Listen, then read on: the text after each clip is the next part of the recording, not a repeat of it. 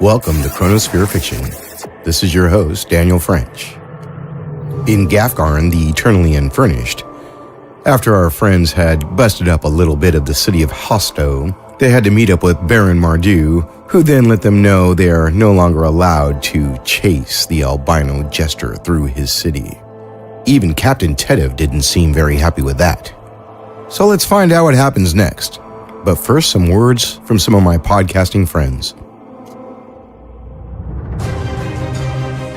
It's been 1,000 years since the Celestial War, and the great races were rendered extinct. 1,000 years since the establishment of the Decladine Empire, and peace came over Pylus. But an ancient secret that promises of untold power has broken the alliance and threatens to destroy the realm. Join our heroes, Tash. Grab Daryl, get out. I will follow you. Go. Silverpaw. You'll pay for this, Sylvia. Crag. Someone is looking for you. The name Tash mean anything to you? And Bagger. Let's get dangerous. As they uncover dangerous secrets, ancient cities, and race against time and the Empire itself to save Pylus. Download The Stranger Lands now, before it's too late. This is Jack Quentin. If you're listening to this, you need to run as far away, as fast as you can from this. Whatever you do, do not investigate the cult known as the Brothers and Sisters. Do not subscribe to the mysterious thriller podcast, Heretic. Do not visit hereticpod.wordpress.com. Do not follow Heretic on Twitter @hereticpod. This is for your own good. You have been warned. Thank you, my podcasting friends. Now let's find out what Gafgarn and his friends are up to in Gafgarn the Eternally Unfurnished, Chapter 5.2. A light drizzle accompanied the group's return to the two buildings that comprised the library, the afternoon maintaining the day's interminable gloom. Guards milled about outside, reporting to Captain Tetiv that none had been permitted to leave either building. They entered the building where Aleda had given chase to find several more guards standing around an old man in simple robes. Aleda recognized him as the one who had yelled after AJ as he fled, saying something about a stolen book. The group moved to greet the aged librarian. A guard spoke. Sir, this is the one said he may know where the jester hides. Captain Tetiv looked at the old man, who sat and fidgeted nervously, and declared, Name? Eppard. Explain yourself. And plainly, please. We have work to do. In the wing, across the street, what was joined by that bridge, in a small cellar for storage is an entrance to the ancient catacombs, older than the city itself. You move one of the shelves. It takes some strength, and there's a doorway in the rock. Leads to underground passages. What's the nature of these passages? None know about them, but I and most of Baron's private guard at the estate, mostly abandoned.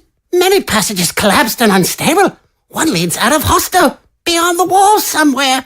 I had an interest in them in my younger years, but there's naught but rubble and darkness down there. Whatever their original purpose, it's just a path for smuggling and secrecy now. So one way in, one way out. You're sure of this? Yes, this city's been leveled in the past. Such is war. Must have caused all the cave-ins. It would take a serious excavation to open any other ways. And Mardoo uses it rarely as it is. Take us there, then. The man rose and tottered out of the building with the captain in tow. The others followed, Aleda taking a moment to retrieve her bola, still wrapped around the twisting handrail. Outside, the group followed the bent figure around the building. Soon they came to the heap, formerly known as the bridge that linked the two library wings. Workmen that had been brought to the site now lugged wood and hefted beams into organized piles. Ebbard, still shaking from nervousness and age, led them further around the second building and into a doorway. Inside, this wing looked similar to the last. The biggest difference, an open trapdoor in the floor in a corner. Guards milled about here as well, saluting Captain Tetiv as the group passed to the trapdoor. A ladder led down into a cramped space crowded with crates, chairs, a spare table, and shelves of candles, ink, and parchment. Ebert motioned towards a shelf loaded with candles, and Captain Tetiv called for 2 guards to move it. With effort, they slid it aside to reveal a ragged archway in the rock leading into pitch blackness. Captain Tetiv ordered the 2 guards to remain while the group continued on. He demanded Ebert keep to his side, and that several candelabras be taken to light the way. The crew delved carefully through the cramped hall. Gafgarn hunched slightly to keep from hitting his head on the rough-hewn low ceiling. Even with the dancing lights, the darkness was oppressive, revealing only a few feet in any direction.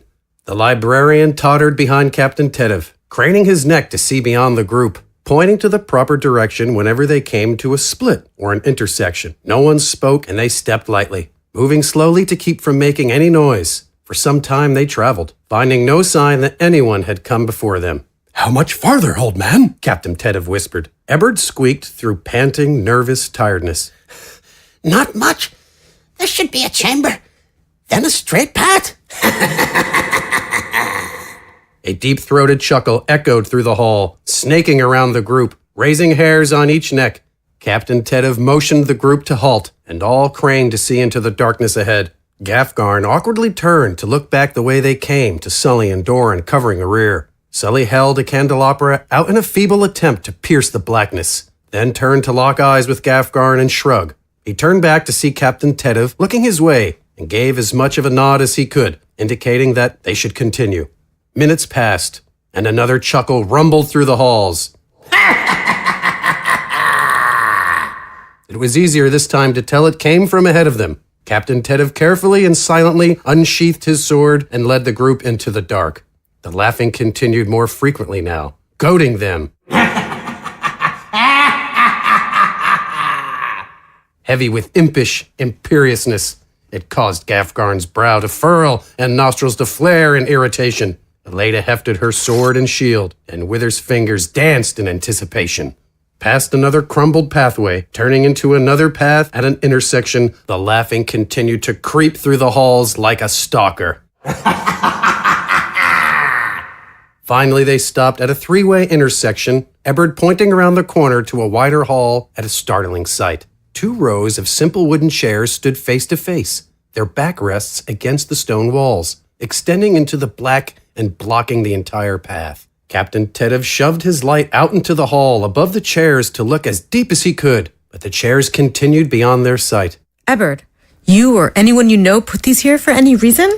Aleida asked in a hushed tone, her eye positioned just so to see through the bodies in front of her.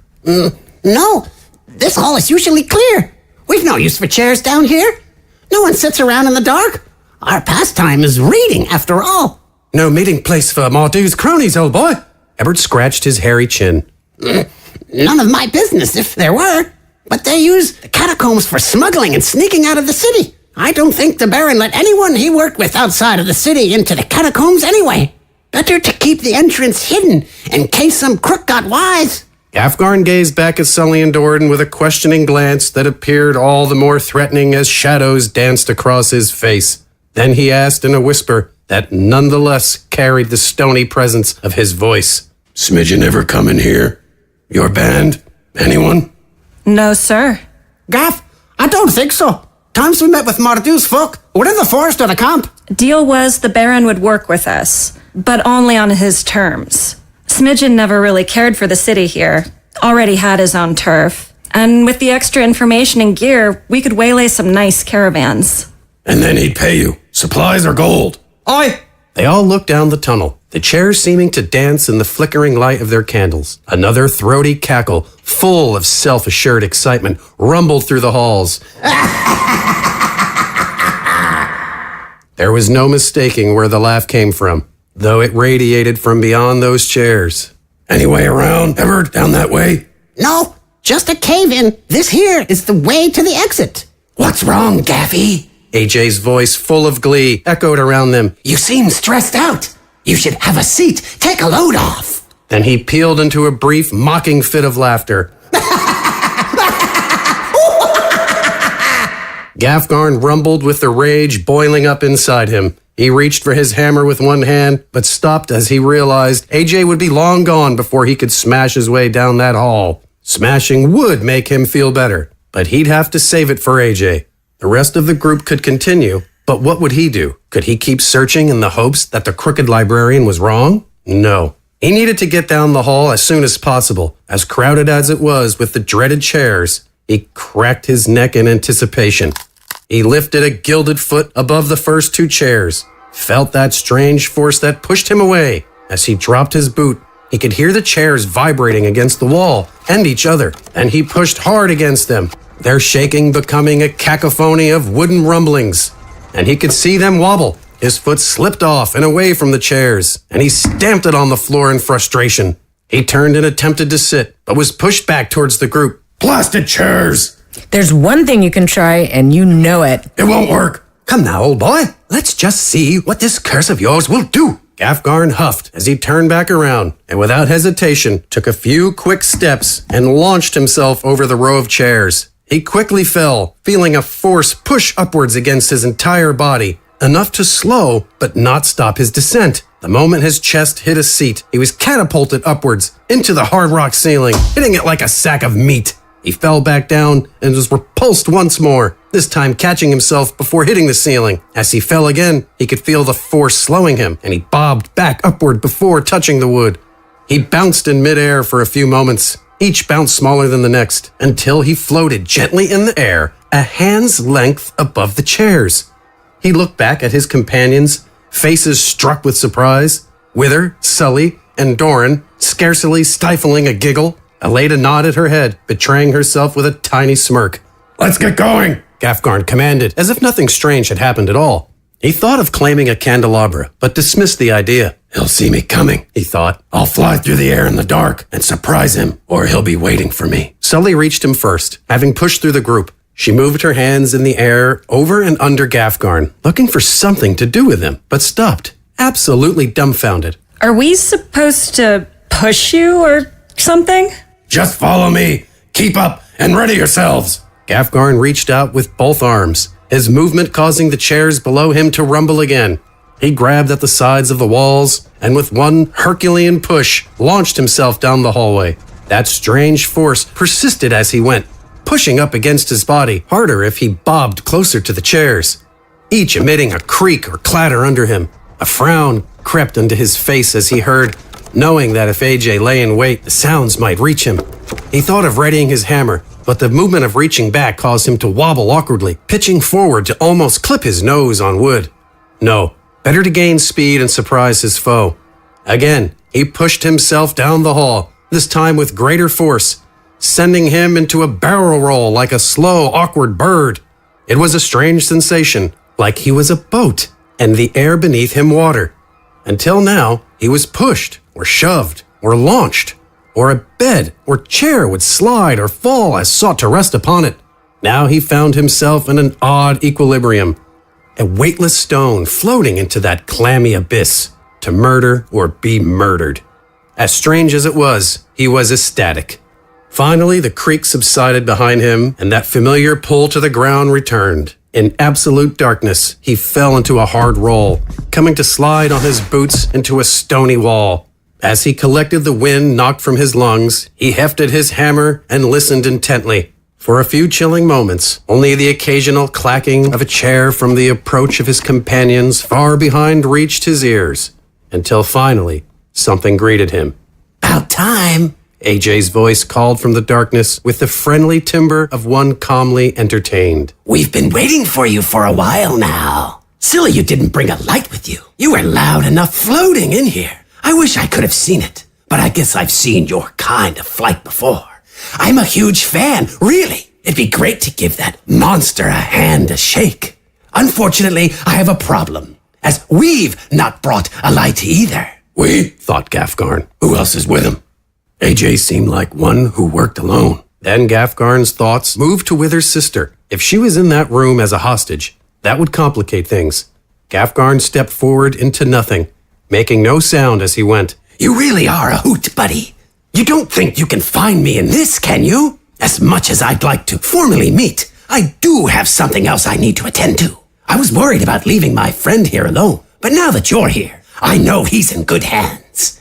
You should take a seat with him. He's sure got a lot to tell you. Gafgarn stepped further into the darkness towards some unseen point where he knew the Jester would be. Now, I told you I wouldn't leave you alone. No need to get upset. I'll be around. You can believe that. You're just too much fun. I just have to know if you'll ever sit in your own throne again. Let the professor know I'm taking good care of his little girl. Would you? Toodles! The sound of light footsteps resounded off the wall, each a reverberating decrescendo of the previous. Gafgarn sprinted forward into the dark nothingness, chasing the receding sound. It seemed his run brought him no closer, the pitter-patter of AJ's retreat becoming even quieter, until finally a much louder, much more present sound halted Gafgarn's pursuit. It was like the earth cracking in half, roaring from the space ahead and shaking the floor beneath Gafgarn's boots. Worse, a billowing wall of dust and air slammed into Gafgarn like a storm. He staggered and covered his face, cursing the dust as it stung the skin and choked the lungs. Dust was almost worse than AJ. It could never be squished. Weak light permeated the dark behind Gafgarn. The sound of skidding chairs and fast, heavy steps following it. He turned to see Sully hopping from the hall of chairs into the chamber, candelabra held high and knife poised low. Aleda and Wither followed, a sword bared and wrist bows raised. Doran, Captain Tetiv, and Eberd close behind, their curious faces peering from around the corner. Earthquake? Sully asked, her eyes darting in all directions. No, dear. That would not be the rumbling of anything produced by nature. That would be the product of an ingenious concoction from a place very foreign and unreachable for most of the kingdoms. That murderous swine is a madman. Aleda growled between clenched teeth. Oi! What was it then? An explosive. Something I would greatly like to get my hands on. How AJ got one is beyond me. But it seems he's used it ahead, which undoubtedly means the tunnel's collapsed. Gafgarn finished as he stepped from the dark into the light like a great stony shadow. You know of explosives, old boy? Only rumors. Something that can move and break stone and light the sky. Simple tricks, old boy. If only they'd trade their secrets. I could teach them a thing or two about ingenuity. Wither's voice rasped with the thirst of a parched man glancing life-giving waters across an impossible chasm. That's nice, but I think you guys should take a look at this. She held the flickering light before her and marched, motioning Captain Tetiv to follow. Together their flames revealed the chamber, the center of it occupied by a single man clad in half-plate armor, his hands bound behind him as he sat in the same type of chair as was crowding that long hallway. His head hung low, and the remnants of perspiration dripped from the ridge of his nose and black hair that hung over his face. Firelight revealed bruises, a cut lip, and a dark deluge of fresh blood glistening on his tarnished breastplate and dripping onto the floor. A sword lay nearby next to an extinguished torch, and crumpled by a distant wall were two more armored, bloodied bodies. Captain Tetiv rushed to those against the wall, then to the man settled into the chair. Good men, these. Rare in these parts. I thought this AJ to be just a knife in the dark, an assassin that kills and runs. These would have put up a fight. Not enough. Not for AJ. Liver-spotted, fecal-warming hedgepig! Why's he in a chair? Doran asked, gesturing at the macabre scene. So was that tentacle head right? The Jester's got a thing for reclining. Aleda and Wither looked at Gafgarn knowingly, but none responded. Gafgarn took the candelabra from Sully and walked around the room, finding only one exit other than the collapsed path and the chair-ridden hallway, and this one already blocked by rubble. He kicked the stone and grunted, returning to the group to announce, There's no chasing him from here. Librarian, where does that path go? Gafgarn nodded his head the way AJ had fled. Out, I'm sure. If he went that way, he's out at the city, most likely. Eberd, what was the book that AJ took? What? When I was chasing him through the library, you yelled after him, saying he needed to return a book. Oh, right. The night before. He had stayed late. Had never seen him before. But the library's public. He picked out several tomes, history books, and memoirs from the ancient war, the rebellion that broke the empire and gave birth to the kingdoms. I didn't notice him leave, but one of the books I saw him with was missing. What was it, old boy? Arming Chaos, it was. A journal of a famous blacksmith of those times. It's considered a chronicle of old techniques and styles. Tracks some events, but otherwise reveals little about anyone or anything particularly important.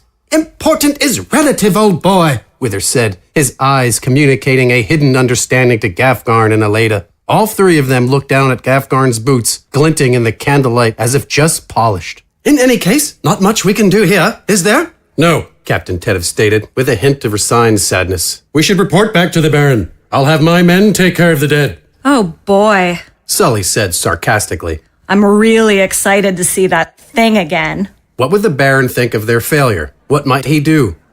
As they trudged through Hausto's streets, underneath a sky just beginning to hint at the approaching evening, they knew they would find out. But when they returned to the manse in the middle of the city, they were met with a different scene than expected. The courtyard bristled with the leather-clad and cloaked, all forms of weapon drawn, each at their highest guard.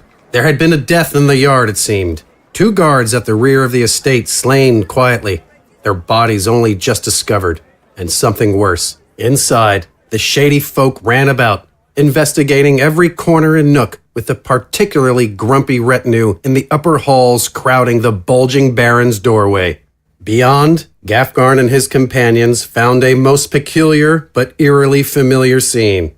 The Baron and 4 of his henchmen were slumped into chairs, dead from knife wounds, arranged around the impressive desk as if in a meeting.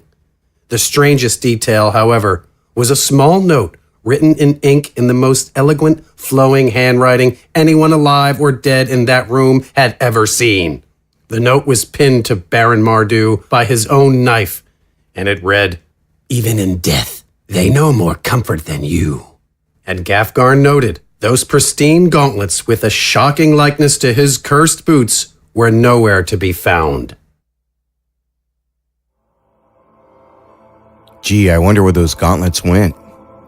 The credits for Gafgarn the Eternally Unfurnished are as follows. Your narrator, the voices of Gafgarn, AJ, Wither, Captain Tetiv, Doran, Eberd, and Baron Mardoo are Mike Bethel. We welcome the new voice of Aleda, Megan Soloff. This week, the part of Sully was played by a new cast member, Alexis Bird. Music, sound effects, and production are by myself, Daniel French. Gafgarn the Eternally Unfurnished is written by my son, Jeremiah French.